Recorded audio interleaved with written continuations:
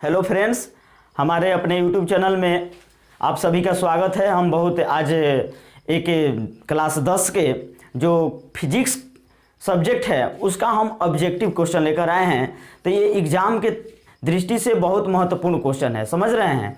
अब की 2022 में जो एग्ज़ाम होने वाली है एक ख़ास तौर पर आप सबके लिए बहुत अच्छा होगा जब आप इसको कैच कर लेंगे। तो चलिए इसको बहुत बढ़िया से ध्यान से समझते रहिए। क्वेश्चन है कि किसी गोलीय दर्पण में प्रतिबिंब सदैव सीधा प्रतीत होता है। यह दर्पण कैसा होगा?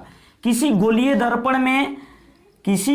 दर्पण में प्रतिबिंब सदैव सीधा प्रतीत होता है, यह दर्पण कैसा होगा? इसको बताना है कि यह दर्पण कैसा होगा। केवल समतल, केवल अवतल, केवल उत्तल, या तो समतल या उत्तल।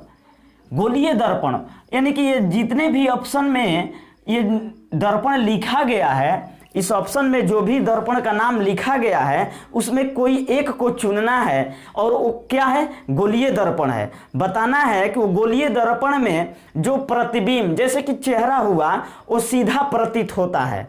कैसा? सीधा प्रतीत होता है। तो किस दर्पण में? तो देखिए यहाँ आपका ऑप्शन नंबर यहाँ सी होगा। केवल उत्तल दर्पण में ही प्रतिबिंब जो है सदैव क्या होता है? सीधा प्रतीत होता है। समझ गए?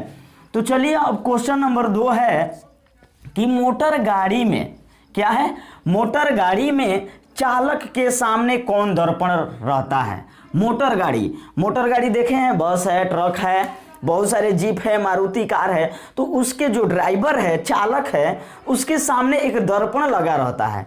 उसके बगल में भी लगा रहता है, उसके ऐसे सामने में लगा रहता है। तो वो कौन सा दर्पण है उसको बताना है। समझ गए? तो यहाँ ऑप्शन में हम देखेंगे समतल है कि अवतल है कि उत्तल है कि इनमें से कोई नहीं है। ये हम सबको बताना है कि मोटर गाड़ी में चालक के सामने कौन दर्पण रहता है। तो यहाँ ऑप्शन नंबर सी होगा। उत्तल दर्पण जो है मोटर गाड़ी के चालक के सामने रहता है। इसलिए रहता है, क्यों रहता है? सस्पेंशन कुछ बता दे रहे हैं आप सब लोग के। मोटर गाड़ी के जब सामने, चालक के सामने उत्तल दर्पण रहता है तो पीछे जो गाड़ी आती है, चाहे कोई भी मोटर वाहन से कोई भी सवार गाड़ी आए, तो सीधा उसका प्रतिबिंब जो है उस दर्पण में सीधा चालक को दिखाई दे। इसलिए मोटर गाड़ी में चालक के सामने कौन सा दर्पण लगा रहता है? तो उत्तल दर्पण। याद हो गया? ऑप्शन नंबर सी होगा। अब चलिए क्वेश्चन 3 को देख रहे हैं कि एक अवतल दर्पण की वक्रता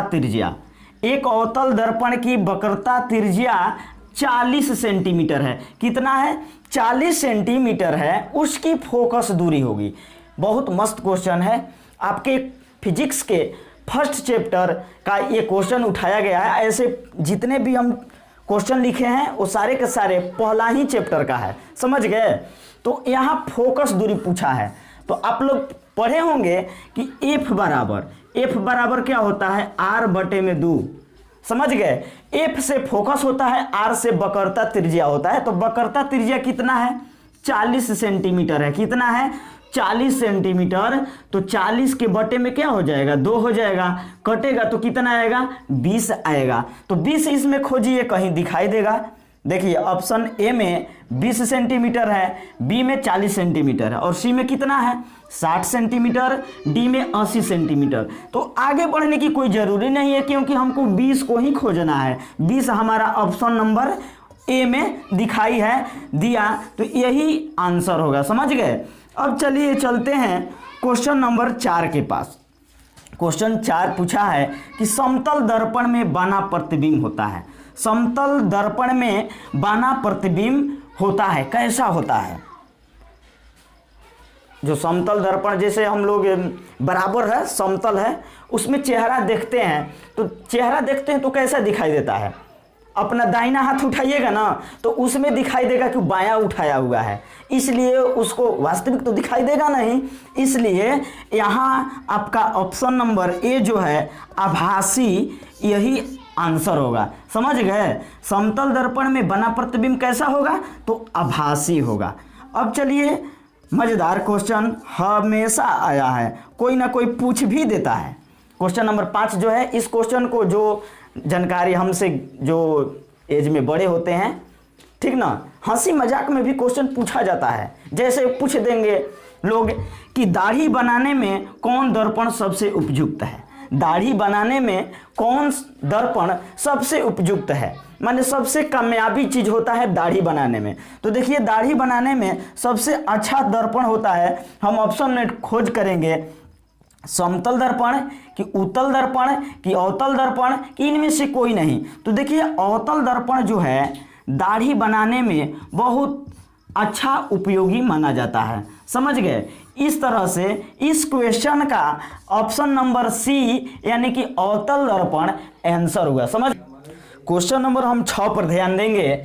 जब प्रकाश, क्वेश्चन 6 है कि जब प्रकाश की किरण विरल माध्यम से सघन माध्यम में जाती है तब आपतन कोण से अपवर्तन कोण होता है। देखिए, यहाँ जो है, जब कोई प्रकाश की किरण है वो विरल माध्यम से सघन माध्यम में प्रवेश करती है। उस चैप्टर में पढ़ने को है कि जब प्रकाश की किरण विरल माध्यम से सघन माध्यम में प्रवेश करती है तो उस स्थिति में आपतन कोण से अपवर्तन कोण होता है। तो आपतन कोण से अपवर्तन कोण क्या होता है? तो इस क्वेश्चन का ऑप्शन दिया है बड़ा, छोटा, बराबर, डी में दिया है बड़ा तथा छोटा दोनों। इसमें हमको चुनना है, तो आप सब लोग मारेंगे ऑप्शन नंबर बी यानी कि छोटा। इस क्वेश्चन का आंसर क्या होगा? छोटा होगा। समझ गए? आपतन कोण अपवर्तन कोण, आपतन कोण से अपवर्तन कोण क्या हो जाता है? तो छोटा हो जाता है। अब चलिए क्वेश्चन नंबर 7 को देख रहे हैं, जस्ट इसी के जैसा। जब प्रकाश की किरण सघन माध्यम से विरल माध्यम में जाती है, यहाँ ठीक इसके उल्टा था कि विरल माध्यम से सघन में जाती थी, अब प्रकाश की किरण जा रही है किधर? सघन माध्यम से विरल माध्यम में। तो इस स्थिति में आपतन कोण अपवर्तन कोण हो जाता है, आपतन कोण से अपवर्तन कोण हो जाता है। तो क्या हो जाएगा? यहाँ छोटा था तो इसका जस्ट उल्टा क्या हो जाएगा? बड़ा हो जाएगा। कोई दिक्कत, कोई प्रॉब्लम हुई? तो चलिए आगे देखिए क्वेश्चन नंबर 8 को। जब आपतन कोण का मान क्रांतिक कोण के बराबर होता है, जब आपतन कोण का मान क्रांतिक कोण के बराबर होता है तब देखिए अपवर्तन कोण का मान, अपवर्तन का कोण होता है। अपवर्तन का कोण क्या होगा? आपतन कोण का मान क्रांतिक कोण के बराबर। इसको याद कीजिए, वीडियो देखेंगे बिल्कुल समझ में आएगा। समझ गए? आपतन कोण का बोला है क्वेश्चन कि आपतन कोण का मान क्रांतिक कोण के बराबर होता है तब अपवर्तन का कोण होता है। तो कितने डिग्री का कोण होगा? तो यहाँ ऑप्शन में दिया है 0 डिग्री, बी में दिया है 90 डिग्री, सी में दिया है 45 डिग्री और डी में दिया है 180 डिग्री। तो यहाँ आंसर क्या होगा? 90 डिग्री। समझ गए? इस ऑप्शन का, इस क्वेश्चन का ऑप्शन आपका बी होगा, 90 डिग्री होगा। समझ गए? अब चलिए क्वेश्चन नंबर 9 को देखते हैं, बहुत महत्वपूर्ण क्वेश्चन है। दिखाई दे रहा होगा आप सबको। एक अवतल लेंस की फोकस दूरी 20 सेंटीमीटर है। एक अवतल लेंस की फोकस दूरी 20 सेंटीमीटर है तो इसकी क्षमता होगी, यहाँ क्षमता निकलना है। अवतल लेंस, उत्तल लेंस की क्षमता किस में निकाली जाती है? तो डाईऑप्टर में निकाली जाती है। आप लोग पढ़े होंगे।